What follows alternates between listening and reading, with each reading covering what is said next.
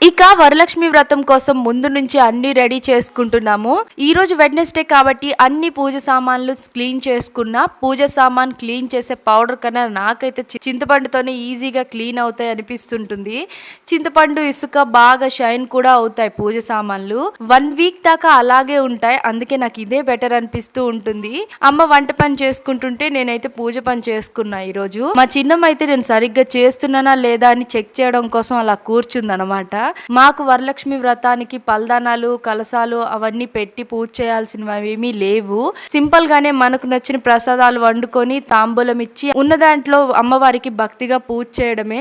నాకు ఎక్కువగా ఈ ప్రాసెస్ నచ్చుతుంది. ఏ పూజ అయినా మనం ఒక్కరమే ఇంట్లో వాళ్ళతో కలిసి మనసంతా దేవుడి పైన పెట్టి చేయాలి అనిపిస్తుంది. కానీ చాలా మంది గ్రాండ్ గా డెకరేషన్లు పూజలు చేసి సోషల్ మీడియాలో పోస్టులు చేస్తూ ఉంటారు. వాళ్ళది తప్పు అనడం లేదు.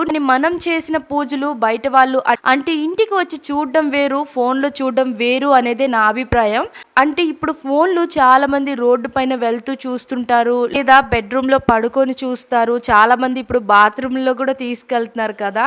అలాంటి టైంలో నా స్వామి వీడియోలు వాళ్ళకి వెళ్ళకూడదని నాకైతే అనిపించింది. నేను తప్పుగా మాట్లాడితే సారీ, బట్ నా ఒపీనియన్ నేనైతే చెప్తున్నాను. అందుకని ఇక మీదట నేను చేసే వీడియోస్ లో స్వామికి పూజ చేసిన అమ్మవారికి చేసిన వీడియోస్ అయితే నేను పెట్టను అని ఫిక్స్ అయిపోయాను. ఇక ఆ రోజు ప్రమోషన్ లో భాగంగా మహాలక్ష్మి వస్త్రాలకి షూట్ చేయడానికైతే తమ్ముడు నేను వెళ్ళాము. అక్కడే మా తమ్ముడికి ఒక సారీ కూడా నచ్చింది, అమ్మ కోసం తీసుకున్నాడు. అయితే ఆ టైంలో అమ్మ మా ఇంట్లో ఉండడం ఇక ఇక్కడే పెట్టేశాను సారీ. ఇప్పుడు తెగ వెతుకుతుంది ఎక్కడ పెట్టానో అని దొరకడం లేదని. చిన్నమ్మకి బువ్వ తినిపించే టైం అయిపోయింది. ఇక వెతుకుతూనే ఉంది అమ్మ. వరలక్ష్మి వ్రతానికి అమ్మవారికి పెడతాను అనుకుంది, బట్ దొరకడం లేదు.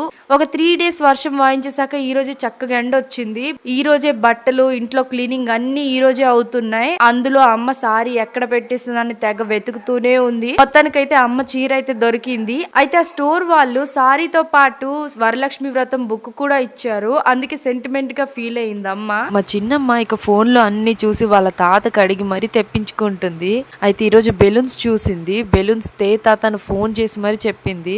వెంటనే నాన్నేమో ప్యాకెట్స్ తెచ్చారు. నిన్న ఫోన్ లో తినడానికి బిస్కెట్లు ఏవో చూసింది. నేనైతే బిస్కెట్స్ పెట్టట్లేదు కానీ మా నాన్న తెచ్చేస్తున్నారు. మేమే తినేస్తున్నాము దానికి ఇవ్వకుండా. 2 బిస్కెట్స్ తిన్నా తనకి దగ్గు కపం పట్టేస్తుంది మా చిన్నదానికి. అందుకే ఏమీ ఇవ్వం దానికి. మీ ఇంట్లో వరలక్ష్మి వ్రతం ఎలా చేసుకుంటున్నారు కామెంట్స్ లో చెప్పండి. నా వీడియో కనుక మీకు నచ్చినట్లుగా అయితే ఛానల్ ని సబ్స్క్రైబ్ చేసుకోండి.